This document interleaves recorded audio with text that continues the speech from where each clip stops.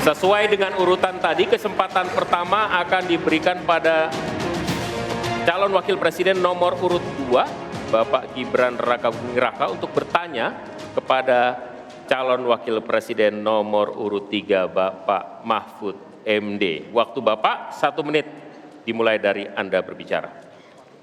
Baik, terima kasih. Ini karena Prof. Mahfud adalah ahli hukum, saya ingin bertanya bagaimana regulasi untuk carbon capture and storage. Cukup? Cukup Bapak? Baik. Silakan Bapak Mahfud untuk menjawab. Waktu Anda untuk menjawab adalah 2 menit. Kita akan mulai ketika Bapak mulai berbicara. Silakan. Baik, Mas Gibran yang terhormat, regulasi itu kalau orang ahli regulasi itu tidak harus spesifik satu persatu itu, kecuali proyek pembuatan regulasi itu sudah ada, ya. Proyek pembuatan regulasi sudah ada. Kita harus buat ini baru dibuat regulasinya bagaimana? Bagaimana cara regulasinya? 1, membuat naskah akademik dulu. Naskah akademiknya apa? Naskah akademik itu kalau mengikuti pola yang sederhana aja, pakai aja kasus RUKTP namanya. Kalau di dalam ilmu perundang-undangan itu, misalnya regulasi yang sudah ada bagaimana, kalau belum ada bagaimana. Kemudian opportunity-nya bagaimana. Kemudian kapasitas lembaganya bagaimana. Kemudian komunikasi publiknya bagaimana. Kemudian ideologisnya bagaimana. Itulah yang disebut RUKTP dan prosedur tentu saja. Nah itu yang akan kita buat. Kalau saya ditanya bagaimana mengatur soal regulasi undang-undang tentang karbon dan sebagainya, bukan hanya karbon dan itu. Jadi itu yang akan kita lakukan. Tetapi sebenarnya ya, yang terpenting itu bagi saya apapun yang akan kita bangun itu kan harus ada sistem pengawasan keuangan. Barangkali Mas Gibran sudah tahu atau belum tahu juga karena ini baru. Pada tanggal 9 Desember kemarin itu sudah ada sebuah sistem SIPD namanya, Sistem Informasi Pemerintahan Daerah, yang itu mengaitkan dengan APBN dan sebagainya, sehingga ada pengawasan terhadap uang itu mulai dari perencanaan, pelaksanaan sampai evaluasi dan sebagainya. Nah itu saya kira pedoman utamanya. Selesai. Cukup. Baik. Harap tenang. Masih belum Kita selesai. lanjutkan. Ini masih belum selesai nih. Kami berikan kesempatan kembali kepada Pak Gibran untuk menanggapi. Baik, terima kasih Pak. Kalau masalah SIPD ya tentu saya tahu Pak. Saya kan wali kota Pak. Saya pasti pakai SIPD untuk perencanaan anggaran kami Pak. Tapi kembali lagi ke pertanyaan saya Pak. Pak Prof. Mahfud menjawab 2 menit. Tapi pertanyaan saya belum dijawab sama sekali Pak. Apa regulasinya Pak untuk carbon capture and storage? Simpel sekali Pak pertanyaan saya Pak. Mohon dijawab Pak. Dijawab sesuai pertanyaan yang saya tanyakan Pak. Nggak perlu ngambang kemana-mana Pak. Terima kasih. Baik, cukup ya Pak ya. Kita lanjutkan, silakan Pak Mahfud. Jadi begini Mas Gibran, di dalam ilmu hukum, misalnya saya tanya kepada Anda sekarang ya, bagaimana cara membuat aturan tentang antariksa nasional? Anda pasti tidak tahu. Jawab sekarang, coba kalau pasti tidak tahu.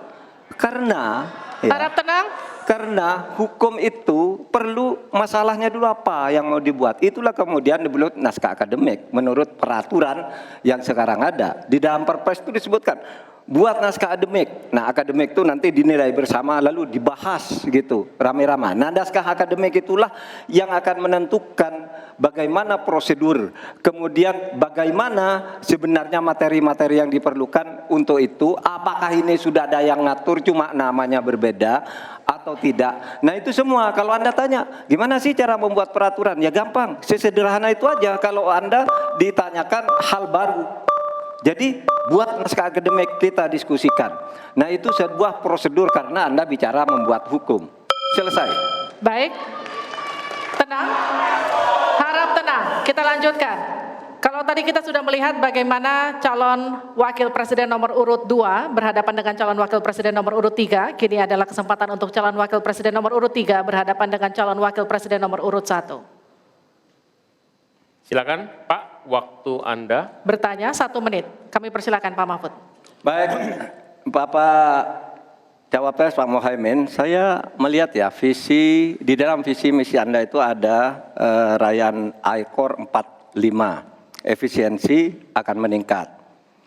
Nah Pak, kalau itu bisa dicapai seperti di tahun 89, 91, maka pertumbuhan ekonomi kita ini bisa mencapai 7% loh. Kalau 4 saja, Anda punya visi targetnya itu I-Core-nya 4 sampai 5. Padahal pertumbuhan dengan 4 saja itu bisa 7% pertumbuhan ekonomi nasional. Sehingga dengan demikian saya kok jadi ingin tahu kenapa di dalam visi misi Anda tingkat pertumbuhan yang ditargetkan hanya 5 sampai 65. Kok tidak berani 7? Kalau 4 apalagi sampai 5 seharusnya berani sampai 7 selesai. Silakan, waktu Anda 2 menit. Terima kasih. Kalau membuat target pertumbuhan bisa saja 7-8% bisa saja. Tetapi yang ingin kita wujudkan adalah pertumbuhan yang berkualitas dan inklusif. Di mana setiap pertumbuhan itu memiliki apa yang disebut sebagai dampak langsung di dalam penyerapan tenaga kerja, di dalam peningkatan pendapatan masyarakat, di dalam satu percepatan pemerataan pembangunan. Target 5,5 sampai 6% itu dengan kalkulasi agar kalau kita tidak terlampau realistis, kita khawatir ujung-ujungnya utang luar negeri lagi. Utang luar negeri yang terlampau banyak ini mengakibatkan beban bukan hanya pemerintahan hari ini, tetapi juga anak turun kita akan mengalami banyak beban utang yang panjang. Salah satunya adalah bagaimana agar APBN kita sehat. Sekarang saja prosentasi 3.000 triliun APBN aja untuk membayar utangnya cukup tinggi. Sehingga mengurangi tidak kurang dari 20% APBN kita untuk membayar utang luar negeri.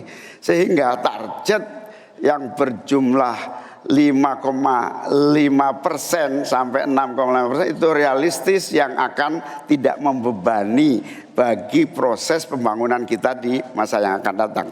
Di sisi yang lain kita pasti tahu bahwa salah satu syarat-syarat pertumbuhan yang bisa sehat itu adalah apabila investasi yang masuk juga tidak menjadi beban baru bagi pembangunan nasional kita. Apa beban baru itu?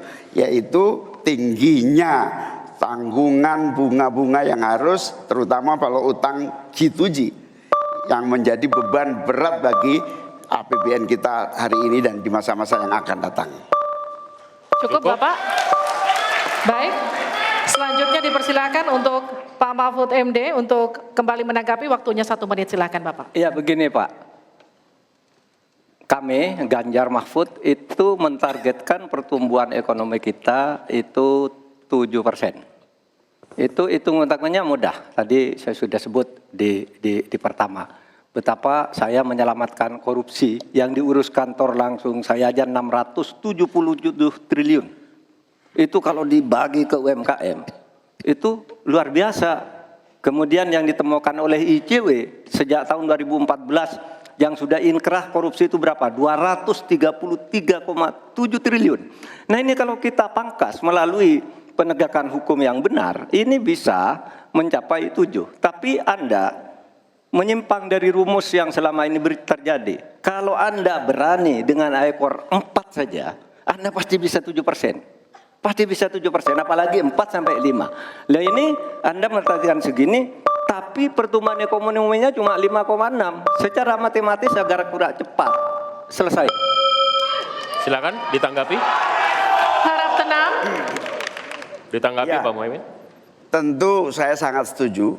Bukan hanya pemberantasan korupsi yang membawa pemasukan bagi APBN kita, menjaga kebocoran APBN kita, tetapi juga pendapatan negara bukan pajak yang juga menjadi bagian dari andalan.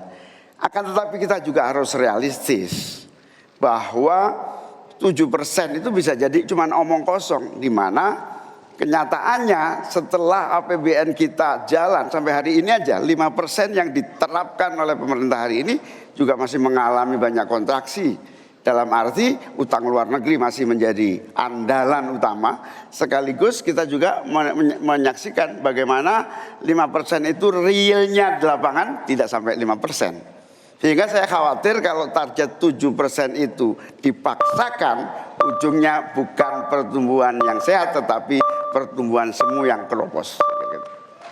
Baik. Tenang, kita lanjutkan. Ya.